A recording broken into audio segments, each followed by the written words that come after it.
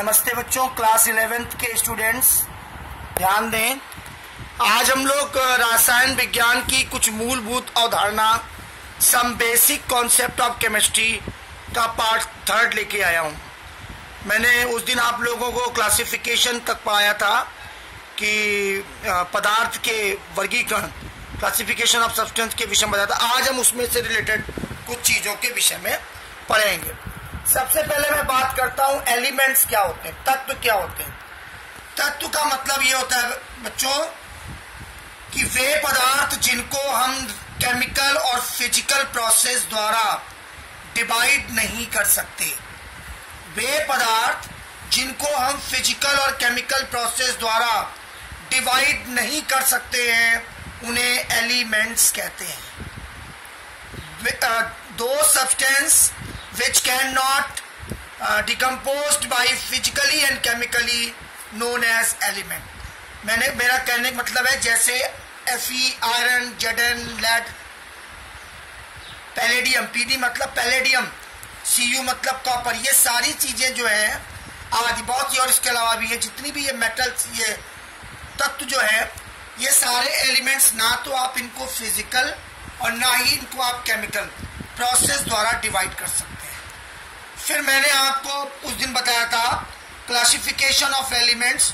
तो classification of elements में 3 प्रकार के एलिमेंट्स होते हैं: मेटल, नॉन मेटल, मेटलॉइड्स। ये कुछ उसके एग्जाम्पल दिए हैं मेटल के, नॉन मेटल्स के और मेटलॉइड्स के।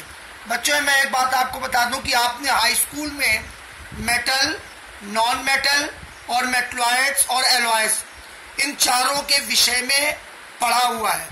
तो मेटल, नॉन मेटल, मेटलॉइड्स और एलॉयज, एलॉय मतलब मिश्र धातुएं, इनके विषय में आप अपनी हाई स्कूल की किताब में ही जो आपने पढ़ा है वही देख करके लिख लीजिएगा। समझिए मेरी बात को, फिर से समझ लीजिए। मेटल, नॉन मेटल और मेटलॉइड के विषय में आप हाई स्कूल की किताब में आपने जो पढ़ा है वही आपको राइट डाउन करना है। अब बारी आती है एलॉयज की। एलॉयज का मतलब होता है 2 या 2 से अधिक मेटल का मिक्सचर्स, जैसे स्टील है, ब्रास है। इसके विषय में भी आप पहले पढ़ चुके हैं, इसको भी आपको हाई स्कूल की किताब से ही देख करके राइट डाउन कर लेना है। कंपाउंड की अगर हम बात करें तो कंपाउंड बेस सब्सटेंस होते हैं जिनके कंपोनेंट, कंपाउंड में जितने भी एलिमेंट से मिलकर बना होगा, तो कंपाउंड बेस सब्सटेंस हैं जिनके कंपोनेंट को या जिनके एलिमेंट्स को केमिकल प्रोसेस द्वारा आप विभाजित कर सकते हैं, लेकिन फिजिकल प्रोसेस द्वारा नहीं कर सकते। ये सब कंपाउंड है। ये भी आप इससे पहले की क्लास में पढ़ के आए हैं। कंपाउंड में इनऑर्गेनिक और ऑर्गेनिक कंपाउंड है जो आपको पहले बता चुका हूँ।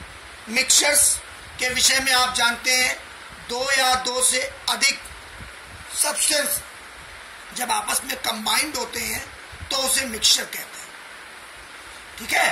होमोजेनस और हेटेरोजेनस मिक्सचर होते हैं। होमोजेनस मिक्सचर कौन होते हैं? जिनमें कंपोनेंट्स इक्वली डिस्ट्रीब्यूट होते हैं, मतलब कि अवयव समान रूप से बटे हुए होते हैं होमोजेनस में।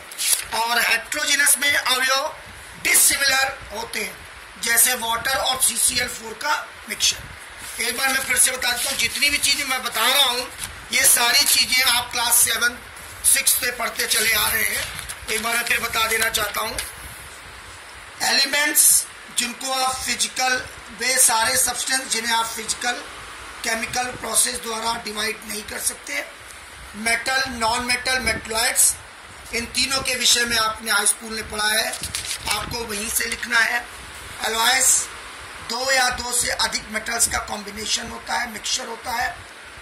कंपाउंड वे सब्सटेंस होते हैं जिन्हें आप केमिकल प्रोसेस द्वारा कंपोनेंट में डिवाइड कर सकते हैं, लेकिन फिजिकल प्रोसेस द्वारा डिवाइड नहीं कर सकते। 2 substance which chemically decomposed in their simple components but not decomposed by physical process known as compound. उसके बाद कंपाउंड में इनऑर्गेनिक और ऑर्गेनिक कंपाउंड होते हैं, जिसके विषय में आपको मैं इससे पहले की क्लास में बड़े अच्छे ढंग से पढ़ा चुका हूँ।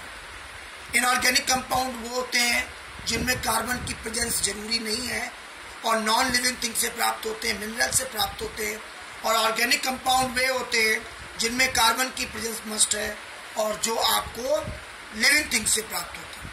मिक्सचर दो या दो से अधिक टाइप के सब्सटेंस का कॉम्बिनेशन होता है। ये होमोजेनस और हेटेरोजेनस दो प्रकार के होते हैं। होमोजेनस मिक्सचर में जो भी कंपोनेंट होंगे वो समान रूप से होंगे और हेटेरोजेनस मिक्सचर में जो भी कंपोनेंट होंगे वो अनइक्वल होंगे या डिसिमिलर रूप फॉर्म में होंगे। Thank you very much.